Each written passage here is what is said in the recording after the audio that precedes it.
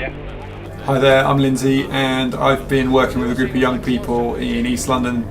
Together we've been putting together this film. You've been watching The Vampire Conspiracy. This film, it's completely fake. We made this film up and we did it to try to show you how easy it is to put together a film, put together a clip on the internet that can convince people of something that's just completely not true. I'm going to take you through the film now and show you some of the techniques that we used to do it. Wait, let me try the whole thing from top right down to here. I've heard the newspapers and that, when people around Poplar, I think it was Burdett, Milan, these places, there was people just taking bites at someone. The starting point for our film is this story, this urban legend about vampires on the street, and we wanted to start with this because in order to convince you that you're in danger of rabid foxes, which is where this film is going, we have to at first convince you that there is actually some evidence that people are being attacked on the streets. Now, this is quite hard to come by because actually it's not happening. So what we try to do instead is convince you just by having lots of people talking about it, trying to give this sense that everyone else seems to know about this. And then maybe if they all know about it, if they're all talking about it, and if it's true for them, maybe it should be true for me, maybe I should believe it. This kind of approach of trying to get you to jump on the bandwagon, it's quite a common ploy that people use often. It's quite a desperate one as well, where you try to convince people that they should do something or think something just because everyone else is doing or thinking it. What we're not actually telling you though is that in order to get these 4 or 5 interviews with people talking about vampires and about something they heard, we had to interview dozens of people. Most people just said, "Oh, I know about that. It's rubbish. I know it's rubbish." But you'll notice we left all that out, and that's kind of an important thing. In our film, we're not often lying to you. Most of the time, we're either leaving things out or trying to use subtle psychological kind of ploys in order to convince you of things that you should probably be a bit skeptical about. So once a human being is infected and starts showing symptoms, it is fatal. It is fatal. Often when we're finding out about things, we're dependent on experts to give us information because we basically don't know any better. And so we look to experts to provide us with our opinions and things, and sometimes we don't even know we're doing it. But we knew this when we were making our film, and that's why we used 2 experts in the film to kind of move the story along and give you those parts of the film, the evidence that you need to kind of join the dots to take us to our final conclusion.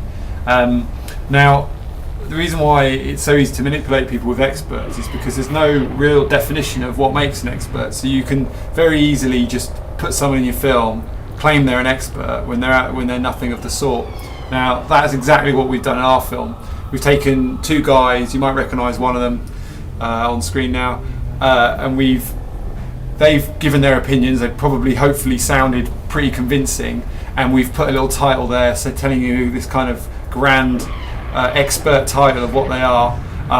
But can you trust them? Well, the answer is no, you can't trust them. In particular, the second expert we put in the film, James Moulder, is actually a fashion designer. He's interested in dogs, he's interested in cats.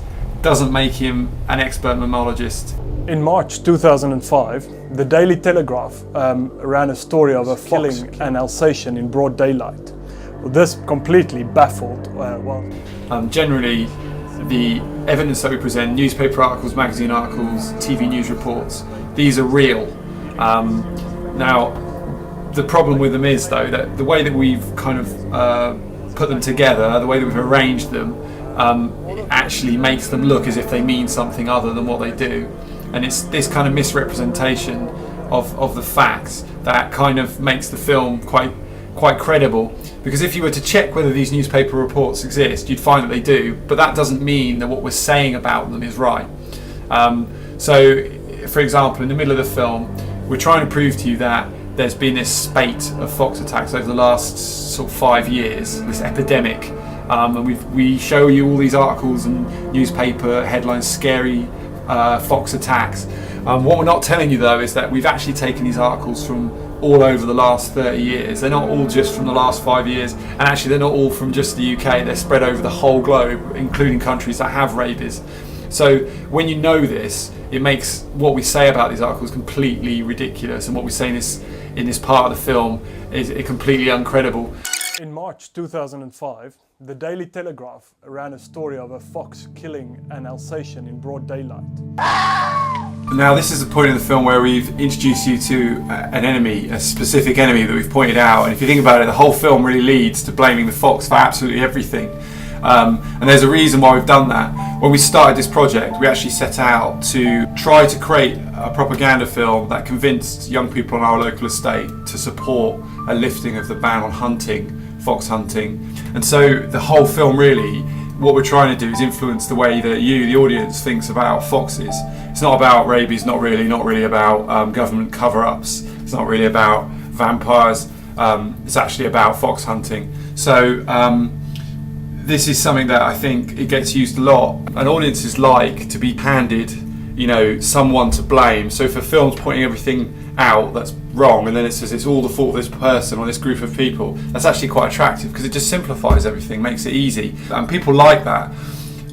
And we've known that in our film. We've known that if we can make everything lead to this one source, that it would influence people's opinions, and it would actually therefore influence their actions. And something that we did when we finished the film is we showed it in our local youth club to loads of the young people from around here, and afterwards we interviewed them, and we told them that fox hunting was banned, and then we asked them, well, should that ban be lifted? Should we be able to hunt foxes? And they all unanimously said yes after seeing the film. The other kind of technique that we've used in the film is to try to appeal to your emotions. We want you to be afraid when watching this film. And the reason is because we know that when you're feeling scared, when you're feeling emotional, you're less likely to be thinking in a rational way, and it's going to be easier to manipulate you. The way we've done this, and the way that advertisers and political campaigners and things like that often try to do this, is through music. So you can use music to kind of set an atmosphere, set a tone that really sort of underscores the message that you want to achieve. And that's what we've done in the film. So we've chosen music that you'd usually associate with a horror film, and we want to keep up that tension all the way through, keep up this kind of scary kind of world that you're in, finding out these things, finding out about these dangers. The key message really is that you're in danger, and the music plays a real role in sustaining it. And just to demonstrate how effective music is in changing the message of what you're showing, if I just rewind this bit of video for you now.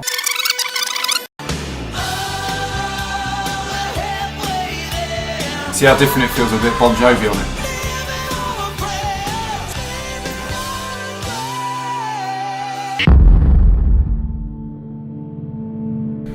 I think the key point that we'd like people to take away from our project is just to be aware that they can be manipulated by the things they see online. I would say that I don't think that the internet is the root of all evil, and actually as well as another thing that's really important to realise, I think, is that propaganda is not always bad as well. Sometimes it's just as simple as someone trying to influence you to buy a soft drink or to wear a pair of shoes or something. It's not so bad, but I do think that you have a responsibility to educate yourself and to protect yourself from, I suppose, some of the messages that you're getting online.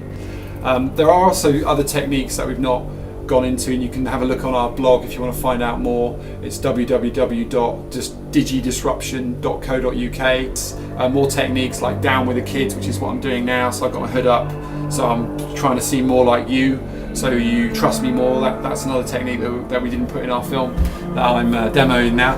Yeah, get in touch if you've got any questions. We'd love to hear from you about how you feel online, whether you feel safe, whether you feel like you need to know more, whether you believed when you saw our film, whether you believed it. But get in touch anyway through our blog. Wait, let me try the whole thing from top right down to here. Let me see if I can.